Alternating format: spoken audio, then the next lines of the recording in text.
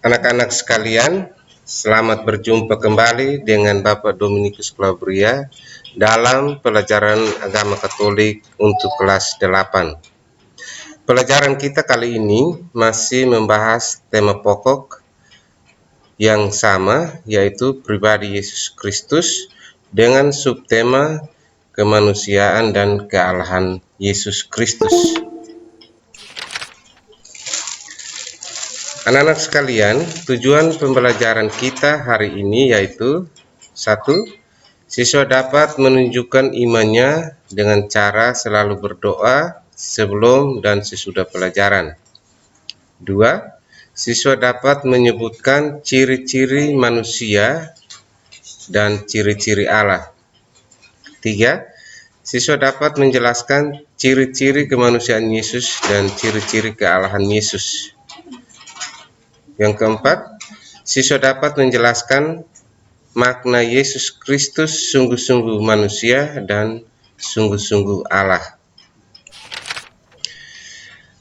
Anak-anak sekalian, mari kita melihat materi pembelajaran kita kali ini. Kita tahu bahwa manusia memiliki dua dimensi dalam keberadaannya, yaitu dimensi kemanusiaan dan dimensi ilahi. Dimensi kemanusiaan ini harus disertai juga dimensi keilahian, karena keberadaan manusia berbeda dengan binatang.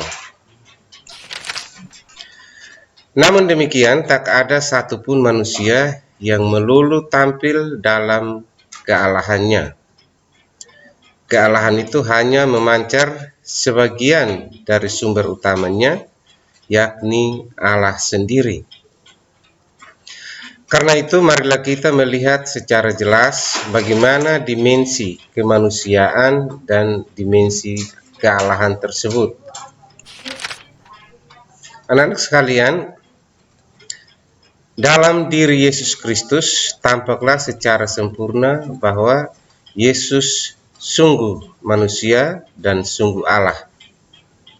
Yesus adalah Allah, namun Yesus terbuka dan solider dengan kehidupan manusia. Yesus solider artinya Yesus ikut prihatin dan ikut merasakan suka duka kehidupan manusia. Yesus ingin sederajat dengan manusia, dan melalui cara itu Tuhan Yesus ingin memberikan kedamaian serta keselamatan bagi manusia. Anak-anak sekalian, dimensi kemanusiaan Yesus tampak dalam kenyataan sebagai berikut.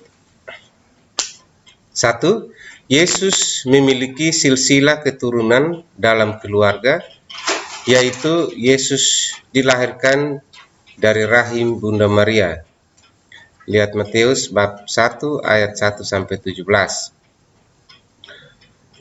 Kedua, Yesus memiliki nenek moyang, yaitu Abraham. Yang ketiga, Yesus berjenis kelamin laki-laki. Yang keempat, Yesus mencari nafkah dengan bekerja sebagai tukang kayu dengan orang tua angkatnya, yaitu Bapak Yosef. Yang kelima, Yesus juga mengalami sukacita dan kesedihan. Yang keenam, Yesus juga mengalami rasa haus, lapar, letih, tidur, marah, dan rasa takut. Yang ketujuh, Yesus juga dapat tertawa dan menangis. Yang kedelapan, Yesus juga bergaul dan bertemu dengan orang lain, akhirnya mengalami nasib seperti manusia dan meninggal atau wafat. Anak-anak sekalian, setelah kita melihat dimensi kemanusiaan Yesus, marilah kita melihat dimensi kealahan Yesus. 1. Injil Yohanes memberitakan bahwa asal-usul Yesus dari Allah. Yohanes menyebut Yesus itu adalah firman. Yohanes 1 ayat 1 dan ayat 14. 2. Yesus adalah firman yang menjadi manusia. 3. Para malaikat menyatakan, hari ini telah lahir bagimu juru selamat, yaitu Kristus Tuhan di kota Daud.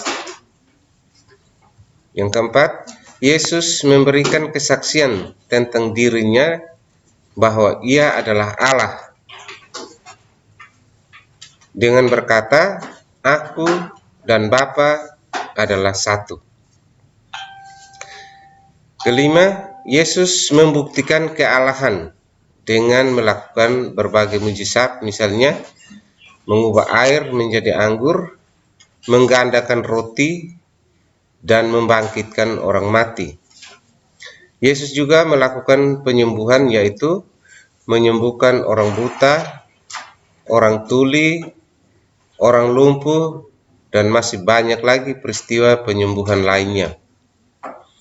Yang keenam, Yesus mendapat pengakuan dari murid-muridnya bahwa ia adalah Mesias. Yang ketujuh, bahkan roh-roh jahat pun mengakui dengan berkata, engkaulah anak Allah. Lihat Markus bab 3 ayat 11. Anak-anakku yang dikasihi Tuhan, hari ini kita sudah belajar tentang Yesus sungguh Allah dan sungguh manusia. Allah yang maha tinggi rela menjelma menjadi manusia sama seperti kita.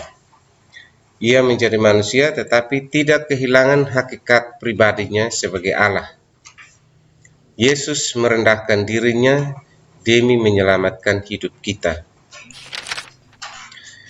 Sebagai bahan renungan untuk kita, marilah kita bertanya pada diri kita sendiri. Apakah kita mampu bersikap rendah hati? Apakah kita mampu meneladani Yesus yang rendah hati? Maukah kita meneladani Yesus yang solider pada manusia? Maukah kita bersikap solider pada teman, terlebih saudara-saudara kita yang berkekurangan?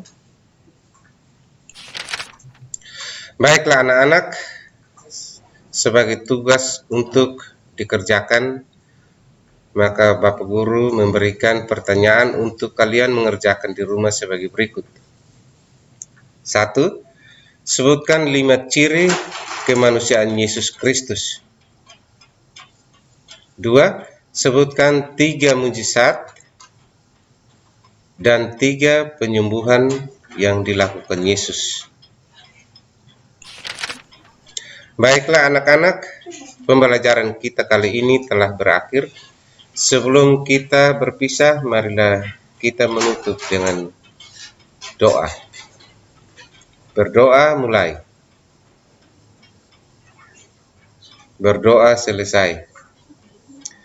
Terima kasih atas perhatian anak-anak. Jaga kesehatan.